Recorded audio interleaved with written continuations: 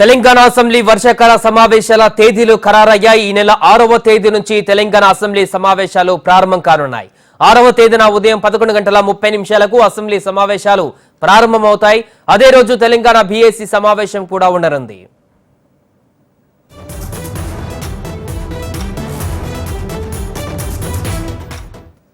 దీనికి సంబంధించిన పూర్తి వివరాలు మా ప్రతినిధి ఏవై స్వామి మరిన్ని వివరాలు అందిస్తారు. ఏవై స్వామి, తెలంగాణ అసెంబ్లీ సమావేశాలకు సంబంధించి డేట్స్ ఖరారైనట్టుగా తెలుస్తుంది. దీనికి సంబంధించిన పూర్తి వివరాలు ఏంటి? సాయి, తెలంగాణ అసెంబ్లీ వర్షాకాల సమావేశాల తేదీలు ఖరారు చేశారు. అసెంబ్లీ సెక్రటరీ నరసింహాచార్యులు ఈ నెల 6వ తేదీన ఉదయం 11 గంటల నుంచి శాసన మండలి, శాసనసభ రెండు ప్రారంభం అవుతాయని చెప్పేసి కూడా ఒక ప్రకటనలో విడుదల చేయడం జరిగింది. ప్రధానంగా తెలంగాణ రెండో అసెంబ్లీ 18వ సెషన్లో 3వ సమావేశంగా ఈ సెషన్ ఈసారి నిర్వహించబోతున్నారు. ఈ నెల 15వ తేదీ లోపు ఖచ్చితంగా అసెంబ్లీ సమావేశం నిర్వహించాల్సినటువంటి మ్యాండేట్ ఉండడంతో కూడా రాష్ట్ర ప్రభుత్వం కూడా వెంటనే నిర్ణయం తీసుకుంది. దీనికి సంబంధించి ఈసారి సమావేశాలు ఈ నెల 6వ తేదీ 7వ తేదీ నిర్వహించిన తర్వాత మరో 2 రోజులు హాలిడేస్ వస్తాయి. ఒకవైపు వినాయక నిమజ్జనం ఉన్నాయి, ఆ తర్వాత సమావేశాలు కొనసాగుతాయని చెప్పేసి మనకు సమాచారం ఉంది. ప్రధానంగా ఎన్నికలకు మరో ఏడాది సమయం ఉన్న నేపథ్యంలో ఈ సమావేశాలు అత్యంత కీలకంగా భావిస్తూ ఉన్నారు. ఒకవైపు కేంద్ర ప్రభుత్వంతో టీఆర్ఎస్ సర్కారు పోరాటం చేస్తున్న ప్రస్తుత పరిస్థితుల్లో ఈసారి సమావేశాలు మరింత వాడివేడిగా జరిగే అవకాశం ఉంది. బీజేపీ పక్ష నేత ఇప్పటికే రాజాసింగ్ పైన పీడీ యాక్ట్ పెట్టి అతన్ని జైలుకి పంపారు. బీజేపీకి సంబంధించి ఇప్పటికే 3 ఎమ్మెల్యేలు కొనసాగుతున్న నేపథ్యంలో ఈసారి అసెంబ్లీ సమావేశాల సందర్భంగా ఈటెల రాజేందర్ లేకపోతే రఘునందన్ రావు ఎవరిని బీజేపీ ఎల్పీ నేతగా నియమిస్తారని చర్చ కొనసాగుతుంది.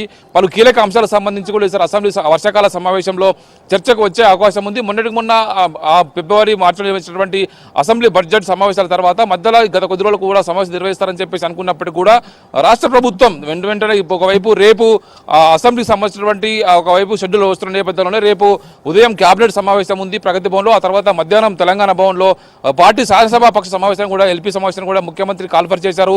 దీనికి సంబంధించి ఎమ్మెల్యేలు, ఎమ్మెల్సీలు, ఎంపీలు, పార్టీ కీలక నేతలను కూడా సమావేశానికి ఆహ్వానించారు.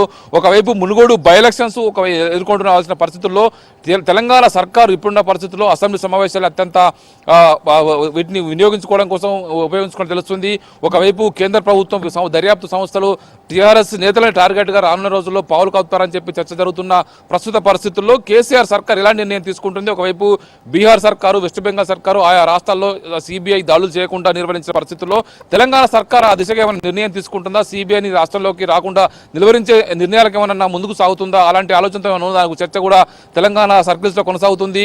ఒకవైపు ఇప్పటికే కేసీఆర్ కుటుంబాన్ని టార్గెట్ చేస్తూ బీజేపీ ఎంపీలు, ఎమ్మెల్యేలు ఢిల్లీ లిక్కర్ కుంభకోణానికి సంబంధించి అంటగట్టి వారిపైన అబండాలు వేస్తున్నారని చెప్పేసి టీఆర్ఎస్ నేతలు ఇప్పటికే ఆవేదన వ్యక్తం చేస్తున్నారు.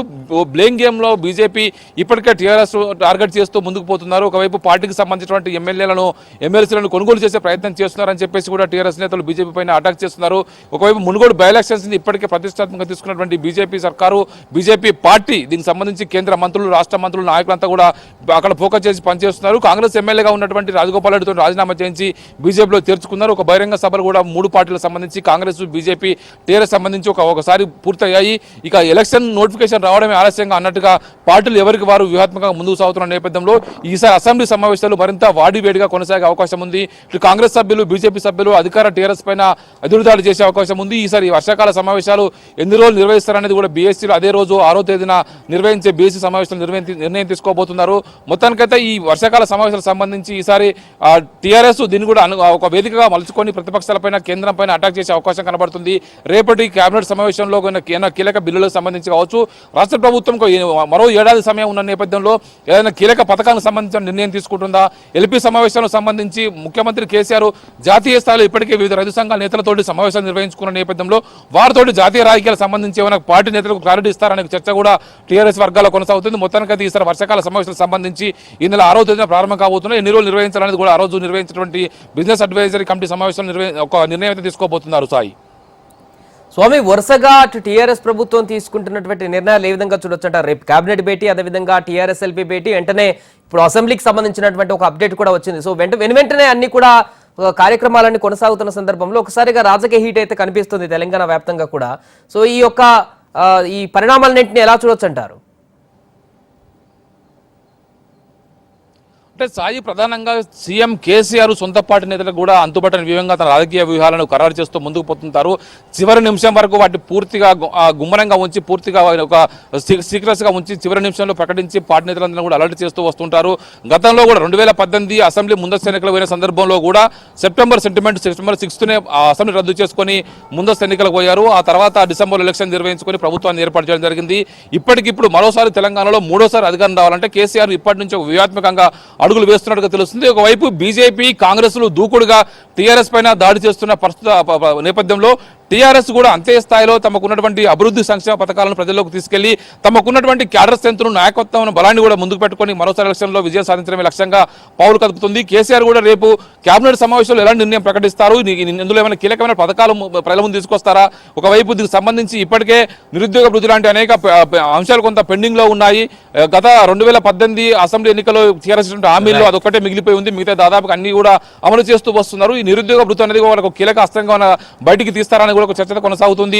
ఎల్పీ సమావేశంలో కూడా పార్టీకి సంబంధించి మునుగోడు బై ఎలక్షన్ సంబంధించి పార్టీ నేతలకు ఒక దిశానిర్దేశం చేస్తూనే వారికి బాధ్యతలు అప్పగిస్తూనే జాతీయ స్థాయి రాజకీయాలకు సంబంధించి ఒక క్లారిటీ ఇవ్వబోతున్నట్టుగా తెలుస్తుంది. ఇప్పటికే వివిధ రాష్ట్రాల రైతు సంఘ నేతలతోటి ముఖ్యమంత్రి కేసీఆర్ సమావేశం నిర్వహించారు. వివిధ రాష్ట్రాల్లో ఒక రైతులతోటి ఒక పూర్తి స్థాయిగా దేశవ్యాప్తంగా ఒక బలమైనటువంటి ఒక సంఘాన్ని ఏర్పాటు చేసి గ్రామీణ స్థాయిని దాన్ని బలోపేతం చేసి కేంద్రంలో మోడీ సర్కార్ను ఢీకొట్టడమే లక్ష్యంగా కేసీఆర్ ఈ రైతు సంఘాలను వేదికగా చేసుకుని రాజకీయం చేయాలని చెప్పేసి చూస్తున్నారు తెలుస్తుంది.